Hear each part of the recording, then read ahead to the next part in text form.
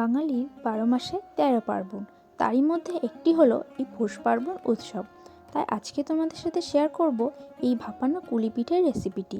তার জন্য প্রথমে একটু গরম জলে সামান্য চালের গুঁড়ো নিয়ে নেড়েচেড়ে ভালো করে আটার ডো তৈরি করে নিতে হবে।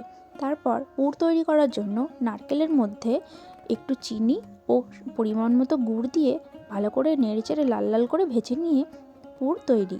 তারপর এই আটার গোলার মধ্যে একটু নারকেল পুর ভরে দিলে, এভাবে ডিজাইন করে দিলে পিঠেটা রেডি। তারপর স্টিমারে জল গরম করে নিতে হবে।